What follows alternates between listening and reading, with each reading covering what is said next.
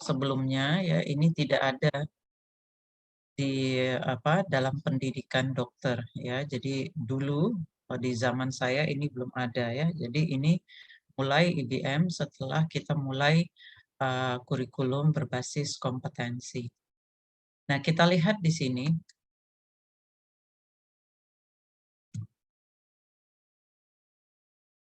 Kita lihat di sini, ini adalah area kompetensi di mana lulusan dokter itu diharapkan itu mampu untuk belajar sepanjang hayat ya. Jadi mengikuti kemajuan ilmu pengetahuan yang baru dan menunjukkan sikap kritis ya terhadap praktik yang berbasis bukti.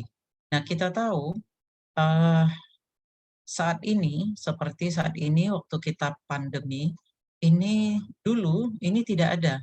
Ya, jadi yang namanya COVID-19 itu tidak ada dalam pendidikan dokter. Tapi kemudian dengan berjalannya waktu muncul berbagai penyakit yang sebelumnya tidak ada pada waktu kita pendidikan. Nah, bagaimana kita bisa mengikuti kemajuan ilmu pengetahuan yang ada termasuk bagaimana kita menunjukkan sikap kritis kita terhadap praktek kedokteran yang berbasis bukti. Nah, inilah gunanya kita belajar itu.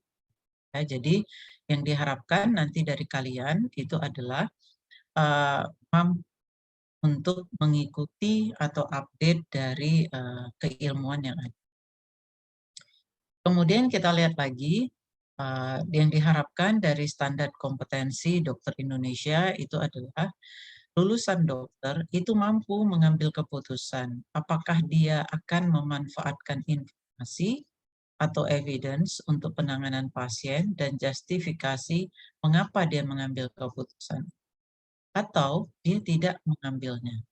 Ya, jadi bagaimana caranya kita itu mengkritisi semua literatur yang ada, relevan nggak dengan pasien kita. Nah, ini adalah 4 hal yang menjadi tujuan dari pembelajaran kita untuk IBM ya. Jadi diharapkan nantinya setelah kalian tamat, kemudian kalian menjadi dokter, kalian bertumbuh, maka harus memiliki kompetensi ini. Update keilmuan, bagaimana caranya mengupdate-nya, bagaimana kita memutuskan apakah kita akan memanfaatkan informasinya atau tidak. Nah, itulah yang akan kita pelajari di dalam IBM ya. Nah, jadi latar belakangnya itu dulu katanya pengobatan yang dilakukan dokter itu biasanya didasarkan pada rekomendasi. Jadi misal nih dia punya klinisi yang senior atau misalnya punya supervisor atau konsulen. Jadi dia atau dia berdasarkan pengalamannya sendiri. Nah, jadi dulu waktu kita setelah kita tamat dokter, kalau kita tidak tahu sesuatu biasanya kita menelpon senior kita. Ya, jadi kita berbasis kepada rekomendasi, apakah itu dari senior kita, dari supervisor kita, ataupun dokter lain yang lebih ahli, atau juga dari pengalaman kita sendiri. Nah, kemudian ini berkembang, ya. Jadi berkembang ini menjadi pendekatan evidence-based medicine. Ini berdasarkan bukti ilmiah yang ada. Nah, sebenarnya mengapa IBM ini diperlukan? Ya, jadi IBM ini diperlukan. Tadi kita sudah sebutkan 4 yang menjadi tujuan dari pembelajaran kita terkait dengan IBM. Ya, yang pertama ini adalah untuk update keilmuan kita. Ya, jadi misal nih seperti kami yang saat ini sudah menjadi dokter senior, dengan munculnya penyakit COVID-19, bagaimana kita catch up dengan informasi-informasi yang ada, itulah kita menggunakan IBM. Kita catch up atau update terkait dengan diagnosis, dengan prognosis, dengan terapi, maupun dengan pencegahan yang dibutuhkan dalam praktek sehari-hari. Nah, nanti kita akan mempelajari step by step bagaimana caranya kita mengupdate keilmuan kita sehingga kita disebut sebagai evidence-based medicine. Ya. Nah, sebelumnya kalau kita ingin meningkatkan keilmuan kita atau kita mengupdate keilmuan kita, kita itu menggunakan buku atau textbook. Ya. Jadi Untuk saat ini, buku tentu saja tetap ada, tetapi terkadang ya, buku itu baru bisa di-publish itu beberapa tahun setelah keilmuan itu muncul. Jadi bisa bayangkan kalau misalnya kita ada pandemi mulai dari Maret ya, 11 Maret 2020 kita mulai pandemi COVID-19. Nah, buku tentang COVID itu kan munculnya setahun atau 2 tahun kemudian karena proses dari penulisan, kemudian publish gitu ya, itu butuh waktu. Nah, sedangkan pada saat itu muncul, ini sudah tertinggal informasinya. Ya, jadi informasinya itu justru akan menjadi membingungkan. Kenapa? Karena banyak sekali kemudian informasi-informasi yang datang bertubi-tubi dan sangat cepat. Sehingga terkadang ini tidak bisa diikuti dengan informasi tradisional dengan menggunakan textbook ini. Ya. Jurnal kedokteran ini jauh lebih cepat. Kecepatannya itu luar biasa. Nah, untuk itulah bagaimana kita memanfaatkan informasi yang ada. Apakah kita menggunakan textbook atau kita menggunakan jurnal, bagaimana caranya kita manfaatkannya, itu yang akan kita pelajari di dalam IBM. Ya. Nah, hal lain kenapa IBM ini menjadi perlu, kalau pertama tadi ini diperlukan karena kita mau update informasi, hal lain itu adalah bertambahnya pengalaman klinik seseorang, maka kemampuan clinical judgment-nya itu juga meningkat. Ya. Namun pada saat yang bersamaan, kemampuan ilmiah serta kinerja kliniknya itu menurun secara signifikan. Nah, ini adalah dua hal yang berbeda ya. Jadi kalau kita sebut sebagai clinical judgment, itu adalah kemampuan dia untuk menilai secara klinis.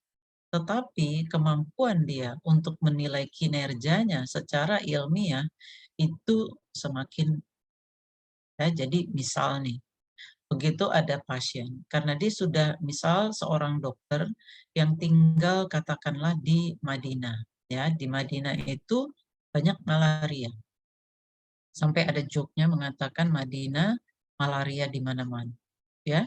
Nah, jadi dokter yang berpraktek di Madinah hanya dengan melihat pasien saja, dia lihat pasien itu jalan, dia tanya satu dua pertanyaan, dia langsung mengatakan ini adalah malaria. Kenapa? Karena dia pengalamannya dalam men-treat pasien-pasien malaria. Nah, ini disebut sebagai clinical judgment, ya, ini meningkat. Tapi kalau kita bertanya, mengapa dia bisa diagnosis itu adalah malaria dan bagaimana bisa sampai kepada diagnosis itu. Nah, ini yang mengalami penurunan. Ya, jadi ini berdasarkan pengalaman. Jadi ini adalah dua hal yang berbeda antara clinical judgment dan kemampuan ilmiah. Kemudian kita melihat jumlah pasien yang meningkat. Sehingga waktu kita untuk mengupdate keilmuan kita itu menjadi berkurang. Jadi kalau kita simpulkan kita ini mengapa sih kita perlu IBM? Yang pertama kita perlu memutakhirkan keilmuan kita. Tapi kita harus memilih sumber informasi yang tepat untuk kita bisa memutakhirkannya, ya. Dan waktu kita itu juga terbatas. Nah, begitu juga dengan kemampuan klinis kita meningkat, tetapi kemampuan ilmiah kita menurun. Maka IBM ini mengajarkan kita bagaimana kita memanfaatkan waktu yang singkat untuk mengupdate keilmuan kita. Nah, jadi ini ada yang namanya kedokteran berbasis bukti atau evidence-based medicine atau IBM. Nah, kita menggunakan bukti terbaik. Jadi nanti kita perlu mengklarifikasi apa yang dimaksud dengan bukti terbaik dan terbaru. Ya, jadi terbaik dan terbaru. Nah, ini secara sadar, eksplisit, dan benar. Untuk apa? Untuk membuat keputusan untuk pelayanan pasien kita secara individu. Nah, inilah gunanya IBM. Ya, jadi IBM itu manfaatnya itu adalah untuk kita bisa mempelajari bukti terbaik dan terbaru, kita menggunakannya secara sadar, eksplisit, dan benar untuk membuat keputusan pelayanan pasien kita secara individu. Ya. Nah, banyak yang melihat bagaimana kedokteran berbasis bukti. Kita ada pasien, ini kita mengamati pasien, ya, kita biasanya melakukan terlebih dahulu anamnesis. Setelah kita melakukan anamnesis, kita mencari bukti yang terbaik. Kita mencari bukti yang terbaik melalui kemudian kita dapat nih ya bukti yang terbaik. Nanti satu-satu kita akan pelajari apa itu bukti terbaik. Nah, setelah kita dapat the best evidence, bukti yang terbaik, maka kita melakukan telaah atau review atau disebut juga critical appraisal ya. Jadi critical appraisal kita penelaahan secara kritis ya. Kemudian setelah kita melakukan critical appraisal, kita kemudian diminta apakah kita akan cocok nggak ya dengan pasien kita. Kita menerapkan bukti yang kita dapat dari ini, dari bukti terbaik. Ya. Nah, setelah kita terapkan, maka kita akan memantau perubahan yang terjadi. Nah, inilah sebenarnya siklus dari kedokteran berbasis bukti. Ya. Nah, ini tujuannya. Tujuan dari IBM adalah membantu proses pengambilan keputusan klinik, baik untuk kepentingan pencegahan, diagnosis, terapeutik, maupun rehabilitasi yang didasarkan pada bukti-bukti ilmiah terkini yang terpercaya dan dapat dipertanggungjawabkan. Jadi kata kuncinya adalah bukti ilmiah terkini dan dapat dipertanggungjawabkan. Itu kata kunci untuk IBM. Nah, IBM ini nanti kita akan belajar IBM tentang pencegahan, ada IBM tentang diagnosis, ada IBM tentang terapeutik ya. Nah, ini nanti kita akan pelajari dalam beberapa waktu ke depan. Nah, di dalam Undang-Undang Praktek Kedokteran Nomor 29 Tahun 2004, di situ disebutkan bahwa setiap dokter itu wajib menyelenggarakan praktek kedokteran dengan standar pelayanan kedokteran. Ya, jadi kita harus mengikuti standar pelayanan. Jadi kalau sudah jadul kita wajib update. Kenapa? Karena itu ada di dalam undang-undang. Ya. Nah, kemudian di situ juga disebutkan bahwa uh, dokter atau dokter gigi dalam melaksanakan praktek kedokteran itu mempunyai hak memperoleh perlindungan hukum sepanjang melaksanakan tugas sesuai dengan standar profesi dan standar prosedur operasional. Ya, jadi kalau misalnya ada satu kita itu dituntut oleh pasien, maka yang ditanya pertama kali ini, kita bekerja sesuai nggak dengan standar profesi? Ya, dari mana standar profesinya? Dari standar profesi yang terbaru. Jadi bukan dari yang sudah tuh kita kuliah dulu, gitu ya.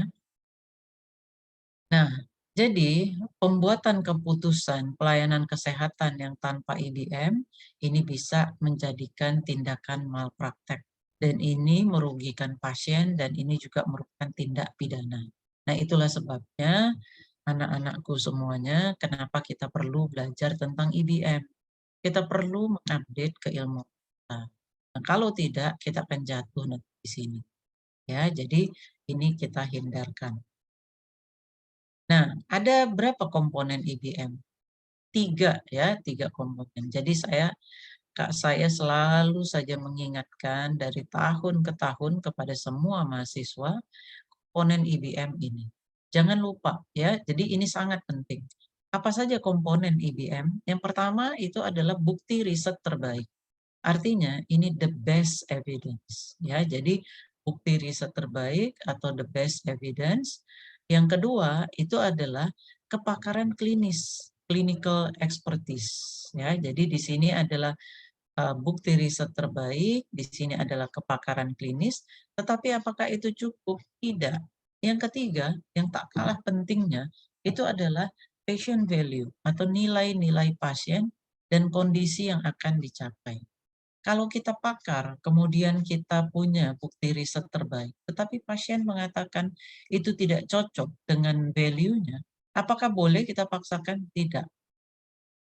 Ya, jadi 3 ini ingat baik-baik ya, ini merupakan 3 serangkai di dalam komponen IBM.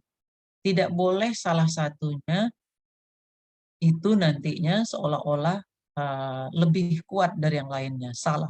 Tiga-tiganya ini adalah memiliki kekuatan yang sama. Jadi bukti riset terbaik, kepakaran klinis, dan nilai-nilai pasien dan kondisi yang akan dicapai. Ya. Nah, ini adalah best research evidence. Ini adalah bukti ilmiah berasal dari studi yang dilakukan dengan metodologi yang terpercaya. Itu kita sebut sebagai bukti yang terbaik. Yang terbaik apa? Kita menggunakan randomized control trial atau RCT. Ini kita kan sudah belajar ya sama Dr. Juliandi atau sama Dr. Arlinda. Ya. Nah, variabel penelitian yang diukur dan dinilai secara objektif, metode pengukurannya itu harus terhindar dari risiko bias. Nah, ini adalah best research evidence ya. Ini keahlian klinis. Jadi kita tidak hanya mengandalkan the best evidence, tapi juga kita mengandalkan clinical expertise, kemampuan klinik seorang dokter untuk dia cepat identifikasi kondisi pasiennya dan memperkirakan diagnosis secara cepat dan tepat ya.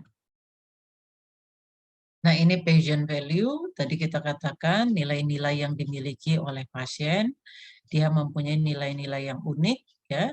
Jadi misal nih banyak yang mengatakan dokternya mengatakan ini harus dilakukan Bu terapinya karena ini harus segera. Terus dia bilang, "Dokter, ini halal enggak?" Kalau dokternya kemudian diam, dia tidak tahu ini halal atau tidak, apakah boleh kemudian dipaksakan? Tidak boleh. Karena patient value, dia mengatakan dia hanya akan dimasukkan hal-hal yang, nah itu salah satu bentuk dari patient value. Ya. Nah ini jenis bukti kedokteran. Ya. Jadi ada yang namanya disease oriented evidence, ini patofisiologi, farmakologi, etiologi. Ada lagi yang kita sebut buktinya itu adalah patients oriented evidence. Nah, di sini perbedaannya adalah kalau di dalam patients oriented evidence kita berbicara terkait dengan morbidity, mortality, dan quality of life atau kualitas hidup. Sedangkan disease oriented evidence kita berbicara tentang patofisiologi, farmakologi, ataupun etiologi. Ya. Nah, jadi ini ada satu disebutkan bahwa half of what you are taught as medical students will in 10 years have been shown to be wrong. Jadi, dalam 10 tahun ke depan, apa yang kami ajarkan kepada kalian saat ini, 10 tahun ke depan, itu bisa saja nanti terlihat salah. Ya. Masalahnya, katanya kan, tidak ada dari gurunya atau dari dosennya yang tahu yang mana tuh yang setengahnya lagi. Ya, jadi yang mana nih yang setengah yang salah itu yang mana? Ya, jadi itu sebabnya mengapa kita. Oke. Nah, contohnya seperti ini. Dulu kalau misalnya ada pasien yang demam, itu dilakukan kompres dingin. Nah, sekarang dengan perkembangan waktu, apa yang diajarkan itu jadi berbeda. Ini menjadi kompres hangat, ya. Nah, kemudian begitu juga dengan dulu ini kita menegakkan diagnosis apendisitis itu adalah dengan sign. Jadi ini bisa jadi operasi ternyata ini negatif nih apendisitisnya ya. Sementara sekarang itu kita sudah menggunakan USG atau CT scan. Nah, ini yang dimaksud dengan 10-20 tahun ke depan bisa saja apa yang kita ajarkan saat ini itu sudah tidak relevan lagi untuk kalian. Nah, di sini disebutkan dokter dan perawat katanya. Ini sarkastis ya. Jadi ini dibandingkan dengan mereka yang memiliki senjata api. Ya, jadi pemilik senjata api. Jadi katanya Jumlah dokter dan perawat di US, ini di Amerika, itu sekitar 450.000. Kematian karena kecelakaan, ya, karena tindakan dokter dan perawat per tahunnya itu ada 120. Sementara di sini katanya pemilik senjata api itu 80.000. Dibandingkan sini 450. Ini 8, ini harusnya 80.000 ya, bukan 80 juta. Nah, ini 120.000. Jumlah kematian akibat senjata api per tahun seluruh kelompok umur itu adalah 1.500. Ya. Jadi dia bilang kematian karena kecelakaan dan akibat tindakan dokter dan perawat itu adalah 0,0%. Ya. Jumlah kematian akibat kecelakaan senjata api, pemilik senjata api, nah itu jadi sangat kecil sekali. Jadi seperti itu mereka membandingkan bagaimana dahsyatnya apabila dokter dan perawat itu tidak mengupdate keilmuan. Ya, jadi ini dampaknya itu adalah lebih dahsyat dibandingkan dengan mereka yang memiliki senjata. Jadi kita dianggap itu lebih berbahaya dari pemilik senjata api. Nah, untuk itulah kenapa kemudian kita diminta untuk mengupdate diri selalu. Ya. Jadi katanya rumah sakit itu lebih berbahaya dari perjalanan dengan pesawat udara. Bila Anda berpikir bahwa rumah sakit lebih aman dari kapal terbang, pikir sekali lagi, katanya ya. Di negara maju, risiko terbunuh di rumah sakit akibat kesalahan perawatan adalah 1:300. Sementara risiko kematian akibat kecelakaan pesawat udara adalah 10 juta. Jadi ini memang sangat-sangat sarkastis kalau kita lihat bagaimana profesi kita itu dibandingkan sebagai profesi yang sangat-sangat berbahaya. Nah, untuk itulah mengapa kita diminta untuk melakukan update keilmuan kita yang disebut dengan evidence based medicine, ya. Nah, ini adalah masalah kedokteran berbasis pengalaman. Katanya kita sering nih berbasis pengalaman itu kita by feeling aja, ya. Jadi kita tahu nih, ini iya nih, pengalaman saya mengatakan dia ini adalah appendicitis, ya. Padahal bisa jadi itu tidak. Maka terjadi pergeseran paradigma pada sistem pelayanan kesehatan. Ya, jadi pelayanan yang seimbang, pelayanan yang bermutu, pelayanan yang aman dan selamat. Jadi ini safety. Jadi kalau kita lihat ini adalah equity, quality, dan safety. Jadi equity dan quality apabila tidak safety itu dianggap tidak ada gunanya. Ya, jadi kalau kita lihat nanti kalian melihat nih ya bahwa di Sumut saat ini satu-satunya yang terakreditasi JCI, JCI itu adalah apa namanya Joint Commission Accreditation itu adalah Rumah Sakit Haji Adam. Awalnya saya kira JCI itu akreditasi apa ya, kok kayaknya luar biasa sekali gitu ya.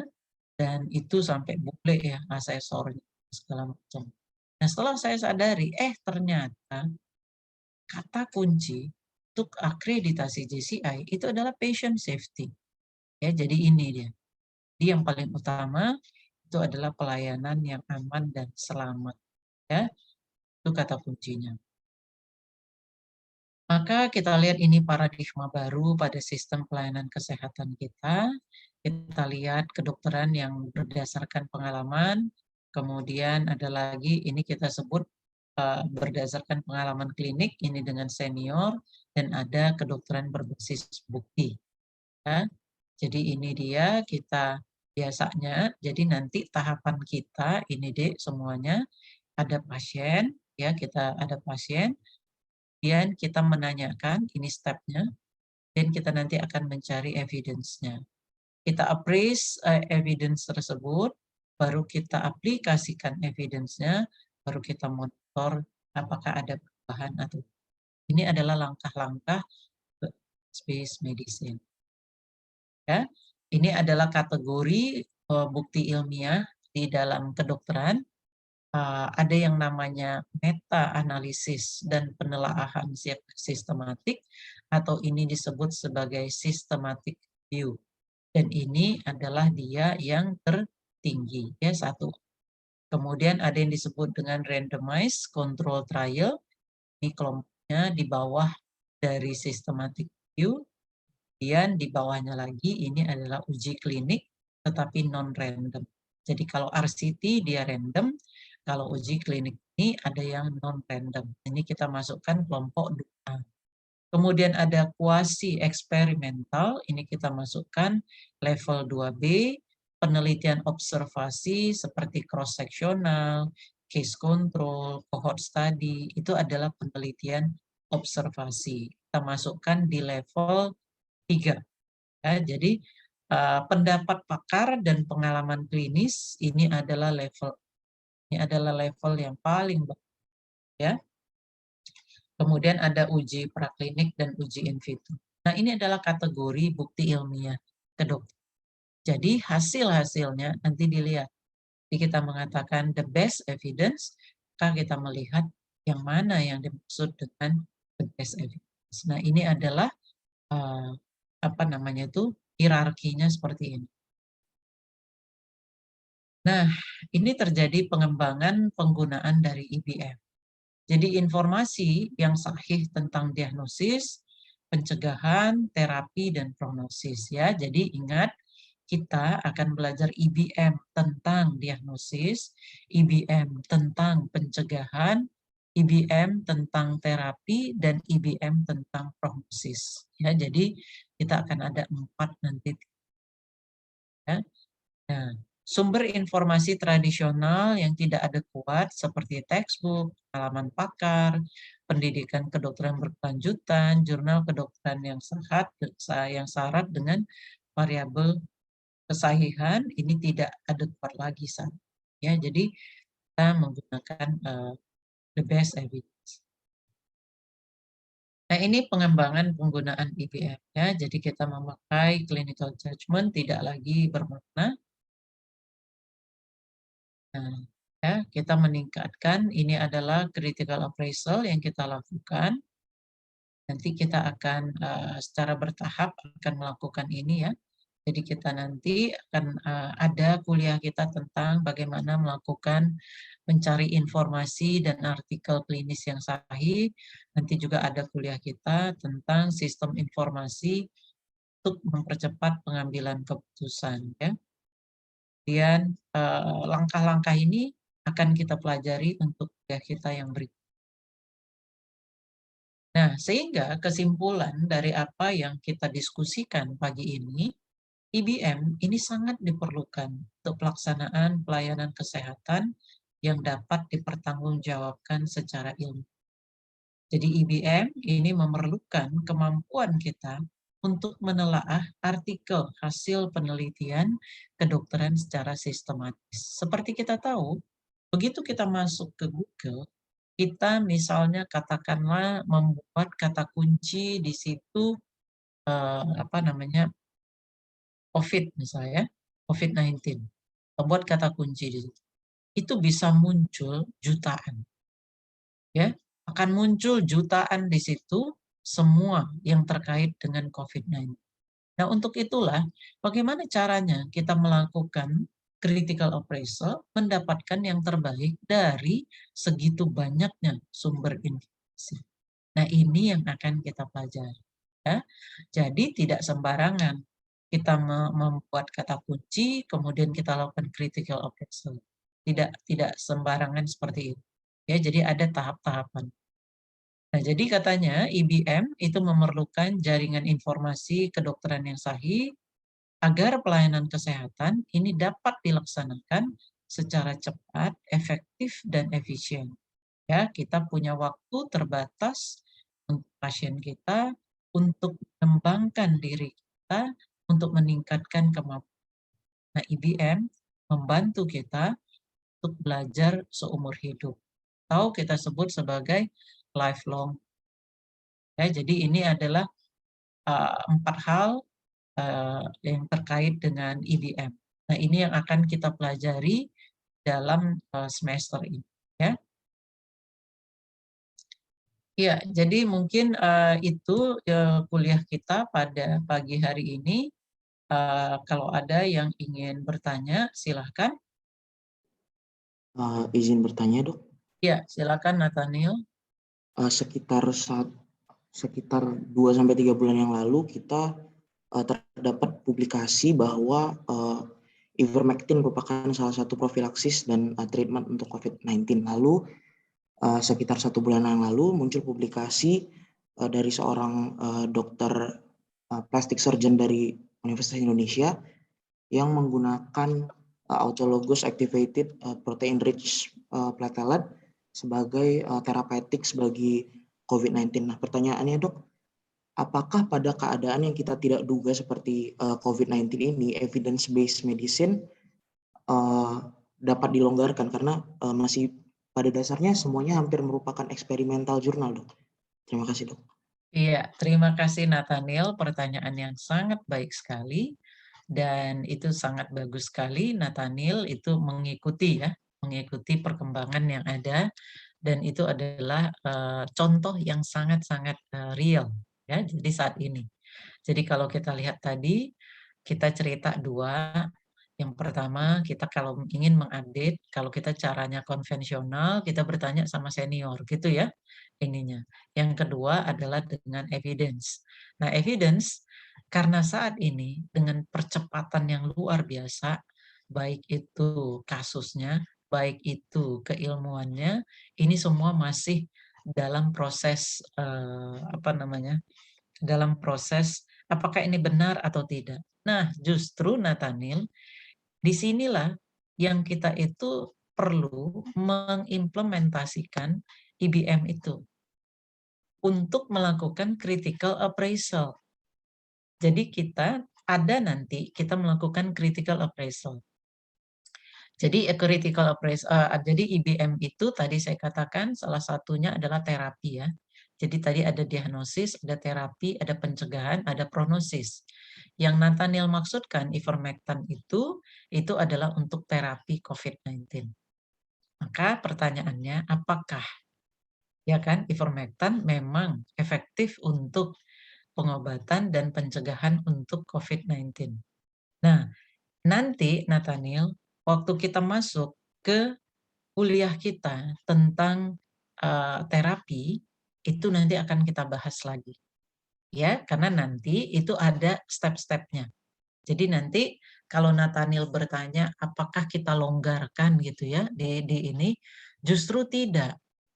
Justru saat ini adalah saat yang paling tepat untuk kita mereviewnya sesuai dengan yang seharusnya.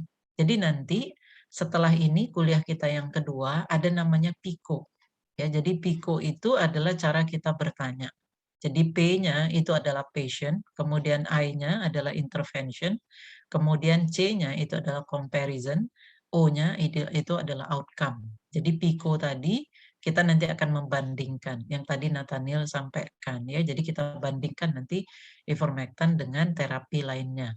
Jadi justru IBM itu kita terapkan untuk kita bisa memutuskan apakah itu memang cocok untuk kita atau tidak.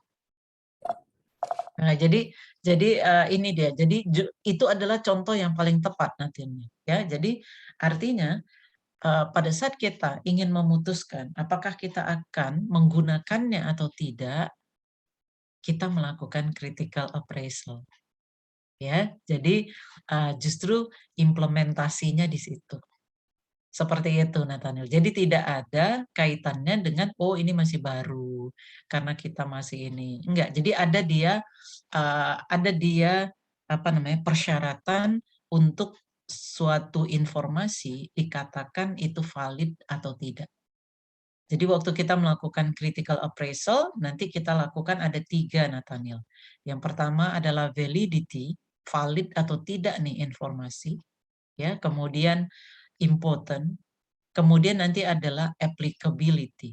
Jadi kalau dia valid datanya, important, penting hasilnya, tetapi tidak applicable untuk pasien, ini nggak bisa.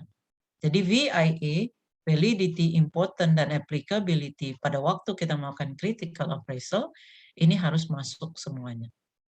Jadi begitu Nathaniel.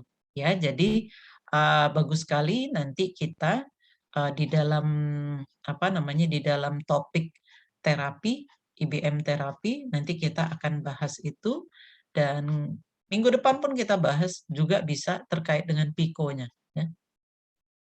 Begitu Nathaniel? Baik dok, boleh bertanya satu lagi dok? Boleh. Tadi dokter membahas soal critical appraisal dok. Namun pada beberapa jurnal, maksudnya beberapa publikasi eksperimental yang dilakukan oleh para ahli gitu misalnya dok, ada beberapa Maksudnya contoh dia udah seperti keren nih ya, gitu ya? ada misalnya beberapa contoh misalnya ivermectin dok, ada beberapa penggunaan masif di beberapa negara. Namun seperti yang kita tahu belum ada critical appraisal dan belum ada uji klinis yang pasti dok. Dan penggunaan yang tadi saya bahas juga AAPRP itu masih belum ada uji klinis yang tepat gitu dok. Namun sudah ada penggunaan. Apakah hal tersebut diperbolehkan sebelum perlakuan critical appraisal dok? Terima kasih dok. Nah, jadi gini, critical appraisal itu, Nathaniel, itu kita yang melakukan sebagai dokter. Jadi bukan orang lain ya, ini kita yang melakukan. Jadi misalnya Nathaniel nih, Nata, kamu membaca jurnal terkait dengan ivermectin, ya. Kamu baca tadi yang ininya kan, terus mikir nih, ini udah bisa nggak ya diinikan ya, diaplikasikan ya ke pasien seperti itu. Maka yang dilakukan apa? Dilakukanlah critical appraisal. Siapa yang melakukan? Dokter yang bersangkutan yang akan mengimplementasikan, dia yang memutuskan apakah jurnal ini validkah, importantkah, applicable tidak gitu. Itu adalah kita. Jadi bukan orang lain ya, ini kita. Jadi kita yang memutuskan ya.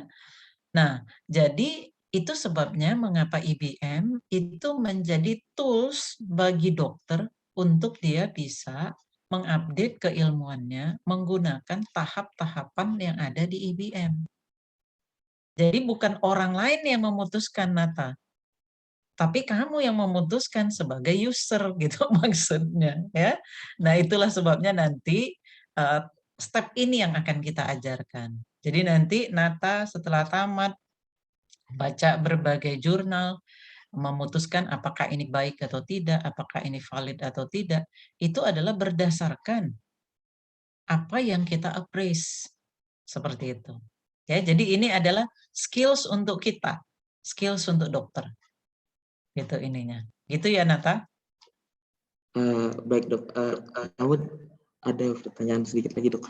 Kalau misalnya tadi critical appraisal sudah kita lakukan dan kan berdasarkan judgement masing-masing dokter secara individu dok. Betul. Namun kan judgement kita juga bisa salah dok. Apakah ada institusi yang bisa melakukan critical appraisal dan hasilnya ini menjadi Jadi common pertanggungjawaban ini terhadap ya, jurnalnya? Iya dok. dipakai bersama gitu ya kan? Benar. Ada. Itulah yang disebut dengan, kalau misalnya kita menyebutnya itu adalah guidelines. Jadi ada guidelines. Jadi misalnya misal ya, kalau nanti coba kalian search nanti ada namanya ADA guidelines. ADA itu adalah American Diabetes Association. Jadi biasanya asosiasi-asosiasi itu mereka membuat guidelines per tahun. Jadi semua evidence yang ada setiap tahun itu mereka appraise. Nah, dari situ baru kemudian mereka buat itu menjadi guidelines untuk tahun itu. Yang setahu saya salah satu yang paling aktif itu adalah ADA ya. Jadi ADA. Setiap tahun ADA itu, American Diabetes Association, dia itu menghasilkan guidelines mengikuti perkembangan terkini dari perkembangan keilmuan tentang diabetes yang ada. Nah, betul Nata. Jadi itu artinya kita sendiri bisa melakukannya. Tapi kalau kita misalnya ingin nggak mau repot gitu ya, kita pakai aja tuh yang ini yang udah tersedia, yang sudah di-appraise secara terstruktur oleh satu badan, yang kemudian disahkan secara dunia. Iya. Ya ada, seperti itu. Nah, contoh misalnya kalau kita di Indonesia itu adalah ini apa namanya panduan praktek klinis namanya PPK ya. Panduan praktek klinis ini contoh misalnya itu adalah tentang terapi dari COVID-19 yang dikeluarkan oleh 5 organisasi profesi, yaitu penyakit dalam, anak, kemudian obgyn, kebidanan ya, kemudian anestesi dan jantung. Nah, jadi 5 organisasi profesi ini bergabung, kemudian mereka mengeluarkan panduan praktek klinis untuk COVID-19. Nah, itu nanti jadi artinya kita nggak perlu tuh pusing-pusing melihat atau mengappraise jurnal yang ada terkait dengan itu gitu maksudnya kan. Nah, kita tinggal pakai itu. Iya, itu namanya, itu ada. Ya, jadi seperti itu. Baik dokter, terima kasih dokter. Iya. Ada lagi mungkin? Ada yang ingin bertanya? Yang lain, Rahmi Wahyuni. Iya dokter. Belum ada Ya, dok. belum ada. Ya, jadi ini baru merupakan awal ya. Ini baru merupakan awal dari kuliah kita. Kuliah kita berikutnya nanti adalah step-step bagaimana kita melakukan IBM. Ya, jadi nanti kita ada tim teaching, ada saya, kemudian nanti ada juga Prof. Arlinda, ada Dr. Juliandi, ada Dr. Yuki gitu ya. Jadi kuliah kita minggu depan itu adalah tentang asking questions ya. Jadi kalau kita ingin melakukan mencari jurnal itu caranya gimana? Jadi kita mencari dulu ya. Bagaimana kita memformulasi pertanyaan untuk mendapatkan jurnal yang tepat. Nah, itu apa namanya itu minggu depan akan kita inikan. Oke, ada lagi yang lain? Fahri Ali? Untuk saat ini belum, Dok. Belum ya? Oke lah. Oke, jadi nanti kalian bisa kontak saya, bisa juga WA saya. Ya, jadi biasanya saya lebih responsif kalau di WA daripada di telepon. Jadi WA saja apabila ada hal-hal yang perlu nanti kita diskusikan ya. Jadi apa namanya ini adalah skills yang akan kita miliki. Jadi untuk itu sebaiknya kita belajarnya step by step. Oke? Saya rasa sekian saja kuliah kita pagi ini. Mudah-mudahan bermanfaat untuk apa yang kita diskusikan. Dan baik sekali pertanyaan-pertanyaan tadi ya, dan semoga apa yang kita diskusikan pada pagi ini bisa menjadi satu manfaat bagi kita semuanya ya. Alhamdulillah. Assalamualaikum.